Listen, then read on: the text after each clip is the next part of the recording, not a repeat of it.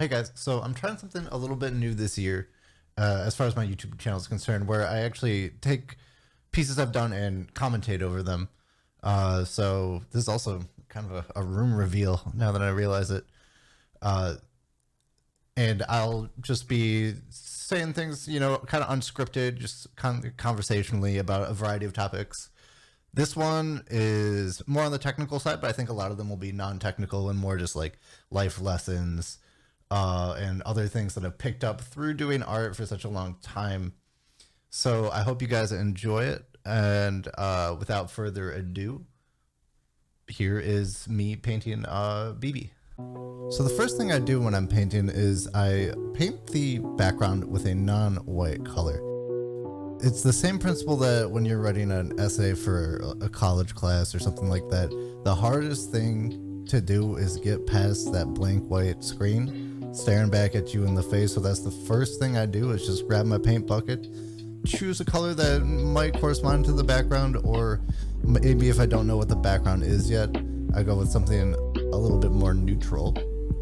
So I chose a light gray for this one because I wasn't sure exactly what I wanted to do. And then I get into drawing the skeleton. I'm just blocking out proportions, overall sort of body construction, sometimes the background elements if there are any. And I'm really just trying to get a form for the composition of the piece at this stage and make sure everything is the right size and where it needs to be. Not really adding any details, but I might lay out some like facial geometry, hair outlines like I'm doing here. And then I also work on adding some background elements in this piece. There's quite a lot of background elements, more than I typically work on, but that was part of this. In most of my pieces, I try to challenge myself in at least one way. And then I move on to the sketching layer where I start sketching in some actual details. I do think it's nice to get these in lines before I start painting them in, just so I have kind of a reference of where to paint. And then I can kind of paint inside the lines, but you'll see, not entirely true. I do just like to have it though as a nice reference to have. And it's always something, if I'm not sure about the size or shape of something, I can turn on the sketch layer and check back to it real quick. Or if I make changes later on down the line, I have this again to refer back to make sure whatever I'm placing is in the right spot. And then I get right into painting. So I changed my brush very early on in this stage to a brush that I like for roughing things out a lot. I call it the chalky square brush because it's a chalky square brush. The original name is in Japanese, I don't know how to pronounce it, and it's free on the Clip Studio Paint store. That's where I got it from. And it's really nice for just laying down lots of colors quickly, and it also has a nice sort of texture to it that lets you even do a little bit of blending in this stage, even though you're just kind of blocking in the colors that you're going to want to use later on. But that's all this stage is just blocking in stuff and maybe getting some facial things down like the essentials, eyes, nose, mouth, and really just getting all the colors you think you're gonna need and all the main colors of the spots.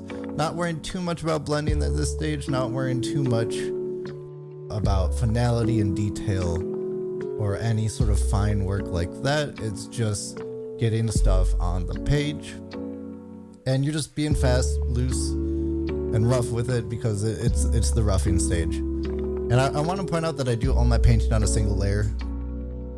It used to be a 2-layer process, but I've switched it all to 1 layer. And I do this for the very specific reason that it more closely emulates real traditional paints. People painting on canvases using oil or acrylic, watercolor paints, they don't have layers.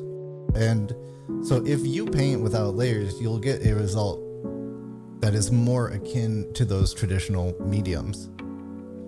There are other techniques you can use to even further cement this, like not using the undo key, which I do, and not using transforms, which I also do use. But this is just my kind of way of trying to emulate a more painterly style in the digital medium by not really messing with opacity, not really messing with layer effects, except in some rare cases or during post-processing or things like that.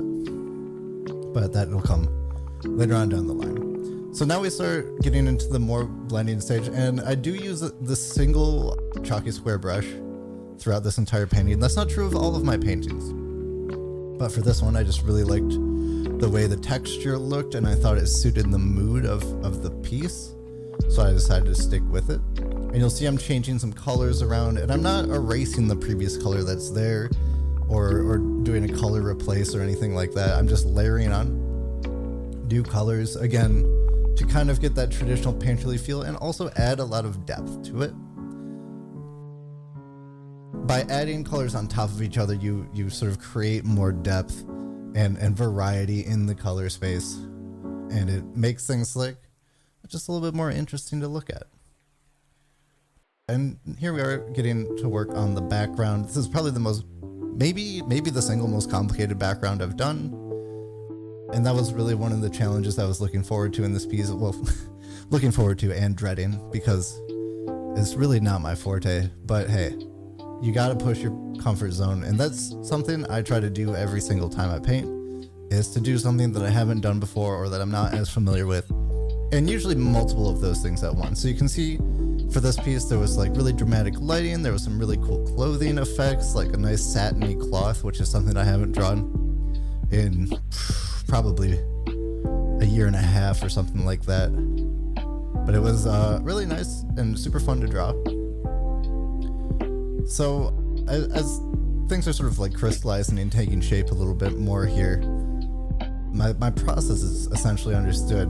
I'm just kind of like doing a casual narration here. This isn't scripted or anything like that. I'm just kind of speaking off the top of the dome piece.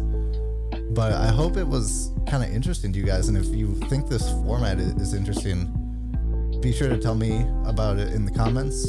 Leave it a like. Subscribe if you want to see more stuff, because I'll definitely be trying to put out more videos this year than I did last year. So I'm hoping to do one of these a week or so, and I don't have like a strict schedule for it yet because I'm still kind of testing things out. But hopefully you guys enjoyed it. So we're wrapping up the background here, doing a lot of pattern work, trying to get the lighting in all the right spaces, and this is all just pure kind of observation. Where's the light hitting things? Where is the light not hitting things? AKA where are the shadows? And that's really all that is. This is me taking a stab at painting the Chinese characters, realizing it would never work, and then switching to Korean and just using text instead.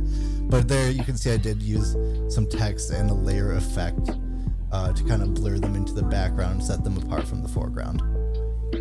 And then finally, I set on the jewelries. My usual sort of order of operations for a piece is face, during the painting steps, is face, the rest of her body, his or her body, if I'm doing a portrait, clothing, background, and then like small accessories and like little tweaks. I had a little bit more shine to her hair there, for instance.